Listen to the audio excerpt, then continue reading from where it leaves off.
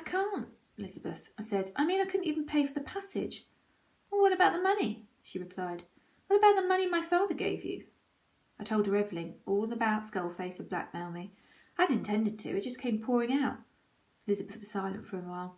She's a witch, she said finally, and I hate her. And she brightened suddenly. I could ask Papa, she went on. He's got a load of money. He could pay for your passage. No, I told her firmly. I don't want money from him. She looked hurt and crestfallen at this, and I wished at once I hadn't spoken so directly. You don't want to come, do you? She said. I do, I told her. I really do. I don't want to be carrying luggage and polishing shoes all my life, do I? And I'd love to go across to America in that big ship you drew for me. What was it called again? Titanic, Elizabeth said, in tears now. We're going early in the morning. We've got to go by train first, Ma says. Because before we get to the ship, you could come with us. You could come and see us off, and you could bring Kaspar. I suppose I could see the ship then, couldn't I? I said, but I knew even if I spoke that I was grasping at straws. It's no good, Elizabeth. Skullface wouldn't let me have the day off work. I know she wouldn't. I'd really like to see the Titanic too. Is it really the biggest ship in the world? And the fastest, she said, getting up and suddenly and handing me Kaspar. I'm going to go speak to Papa. You saved my life, didn't you? I'm going to ask him. I'm going to tell him that Skullface too. She was out of my room and gone before I could stop her. The very same day, only a few hours later, Skullface was seen walking grim-faced out of the tradesman's entrance with a suitcase, never to return, as Mr. Freddy told me with a smile all over his face. But I never saw my money again. The next morning I found myself sitting in a first-class train carriage with the Stanton family on the way to Southampton. The manager had told me that he'd had a special request from Mr. Stanton and Kaspar, that Kaspar and I be allowed to accompany the family to Southampton and help them with their luggage on board ship. He said that considering recent events and how I enhanced the good name of the hotel, he was happy this one time to let me go. But I would be on duty, he reminded me. I had to wear my Savoy uniform, carry on their trunks and bags on board, and see to their every need until the ship sailed. In among the luggage I carried out of the hotel that day was a picnic basket. Mary O'Connell had borrowed from the stores. Inside the basket was Kaspar. He yelled all the way down to the lift, wailed all the way across the lobby, past Mr. Freddy, who lifted his hat to him in farewell. He only stopped his complaining once we were in the cab, when Elizabeth took him out and cradled him in her arms. That was when she began telling her mother and father the whole story of our secret and how we'd met, all about Kaspar and me and the Countess Kandinsky and my orphanage, and Harry the Cockroach and Mr. Wellington had run away. One story flowed into the next. My whole life story and Kaspar's in a torrent of words that tumbled over one another in her excitement to tell the whole thing. She hardly paused for breath until we got to the station. Kaspar sat on Elizabeth's lap all the way down to the train to Southampton.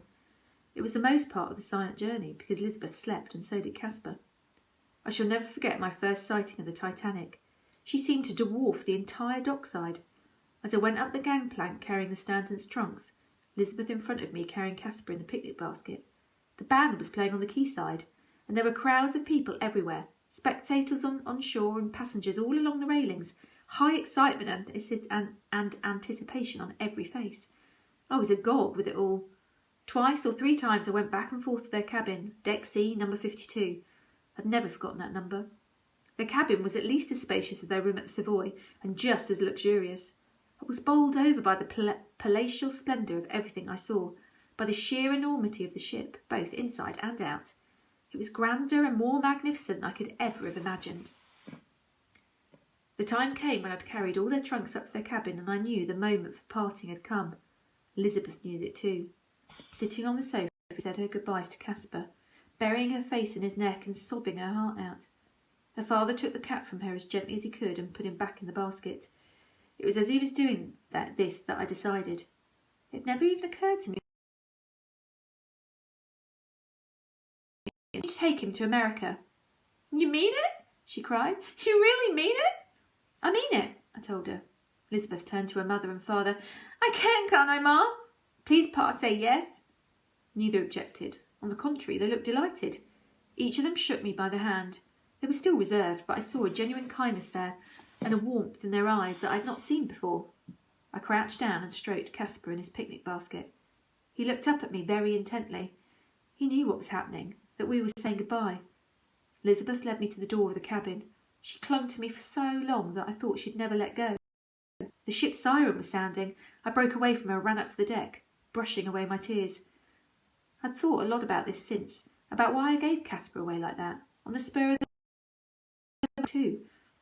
I remember standing there on deck with everyone waving, with the siren blasting and the band playing, and I knew then I couldn't go back to my old life, to my little attic room at the Savoy, that I should stay with Kaspar and Elizabeth, and I just didn't want to leave the ship, this wonderful ship, this magical floating palace.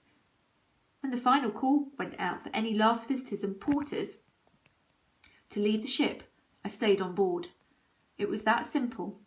I ran to the rail and began waving with all the other passengers. I was one of them. I was going. I was going to America, to Elizabeth's land of the free, where I could do anything I wanted to be.